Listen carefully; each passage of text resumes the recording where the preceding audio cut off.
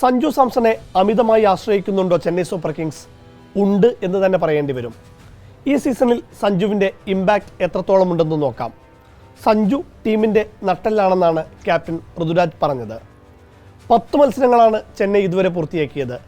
5 ജയം 5 തോൽവി ഉൾപ്പെടെ 10 പോയിന്റ്. അതിൽ സഞ്ജു 40 റൺസിന് താഴെ സ്കോർ ചെയ്തത് 6 മത്സരങ്ങളിലാണ്. അതിൽ 5 മത്സരത്തിലും ചെന്നൈ തോറ്റു. ജയിച്ചത് ഒരേ ഒരു മത്സരം.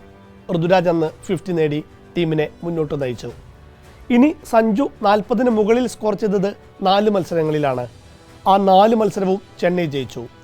സഞ്ജു 40+ സ്കോർ നേടുമ്പോൾ ചെന്നൈയുടെ വിജയശതമാനം 100 ആണ്.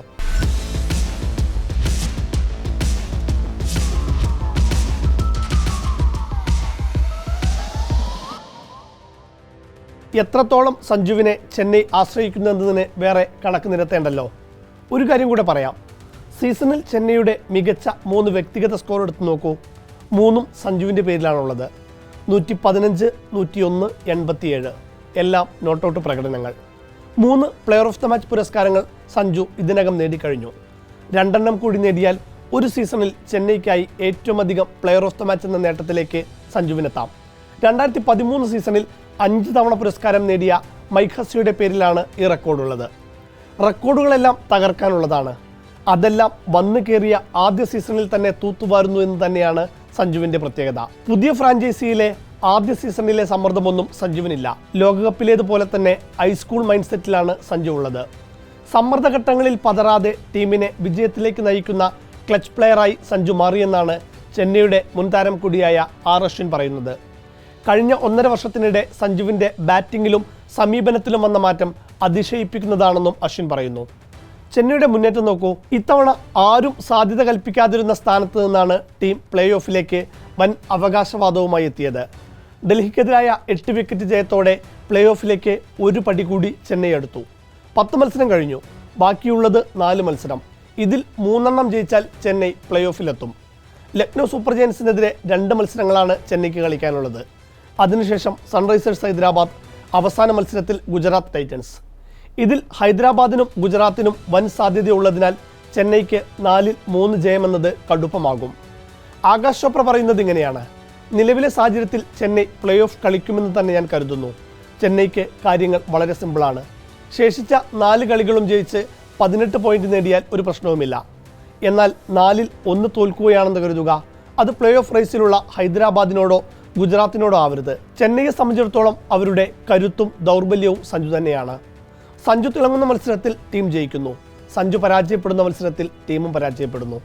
സീസണിൽ ഇതിനോടകം തന്നെ ചെന്നൈക്ക് ലഭിച്ച പോയിന്റുകളിൽ ഭൂരിഭാഗവും സഞ്ജുവിൻ്റെ ഒറ്റയാൾ പ്രകടനത്തിൻ്റെ ബലമാണെന്ന് ആർ അശ്വിൻ പറയുന്നു. സഞ്ജു ഇതിനോടകം തന്നെ ചെന്നൈക്കായി 6 പോയിന്റുകൾ സ്വന്തമായി നേടിക്കൊടുത്തിട്ടുണ്ട്. ഇവിടെ നിന്ന് അദ്ദേഹം കൂടുതൽ അപകടകാരിയാകും. ഗുജറാത്ത് ടൈറ്റൻസിനും ലക്നൗ സൂപ്പർ ജയൻസിനുമെതിരെ സഞ്ജുവിൽ നിന്ന് വലിയ ഇന്നിങ്സുകൾ പ്രതീക്ഷിക്കാം. ചെന്നൈ പ്ലേ ഓഫ് കടന്നാൽ പിന്നീട് എന്ത് സംഭവിക്കുമെന്ന് എല്ലാവർക്കും അറിയാമല്ലോ എന്ന് അശ്വിൻ മുന്നറിയിപ്പ് നൽകുന്നുണ്ട്. പ്രൈസ് ടാഗിൻ്റെ സമ്മർദ്ദം അതിജീവിച്ച് 2ാം മത്സരത്തിലും കാർത്തിക് ശർമ്മ തിളങ്ങിയത് ടീമിന് നൽകുന്ന ആത്മവിശ്വാസം വലുതാണ്. ഒപ്പം ഋതുരാജ് ഗെയ്ക്വാദ് തുടക്കത്തിലെ മോശം പ്രകടനം മറികടന്ന് ബാറ്റിങ്ങിൽ ഫോമിലേക്ക് എത്തി. ക്യാപ്റ്റൻ എന്ന നിലയിൽ ടീമിനെ നന്നായി നയിക്കാനുമാകുന്നുണ്ട്. ഡൽഹിയുടെ സ്റ്റാർ ബാറ്റർ KL രാഹുലിനെ പുറത്താക്കാൻ ഗെയ്ക്വാദ് നടത്തിയ തന്ത്രം മാത്രം മതി ആ ക്യാപ്റ്റൻസി മികവ് മനസ്സിലാക്കാൻ. സ്പിന്നിന് അനുകൂലമായ പിച്ചിൽ അഖിൽ ഹുസൈനെ വെച്ച് തന്നെയാണ് ചെന്നൈ തുടങ്ങിയത്. മുകേഷ് ചൗധരി 2ാം ഓവർ എറിഞ്ഞു. അഖിൽ അടുത്ത ഓവറും നന്നായി എറിഞ്ഞു. 4ാം ഓവറിൽ പതും നിസംഗയുടെ വിക്കറ്റ് എടുത്ത് മുകേഷ് ചൗധരി ചെന്നൈക്ക് ബ്രേക്ക് ത്രൂ നൽകി. 5ാം ഓവർ എറിയാനെത്തിയത് അൻഷുൽ കാംബോജ് ആയിരുന്നു. 6ാം ഓവറിൽ, അതായത് പവർ പ്ലേ അവസാനിക്കുന്ന ഓവറിൽ മുകേഷ് വീണ്ടും എത്തിയെന്ന് കരുതിയിടത്ത് ഋതുരാജ് പന്തേൽപ്പിച്ചത് അഖിൽ ഹുസൈനെ തന്നെ. ഒരു വിക്കറ്റ് നേടി മികച്ച ഫോമിലുള്ള മുകേഷിന് നൽകാതെയാണ് അഖിലിന് വീണ്ടും പന്ത് നൽകിയത്.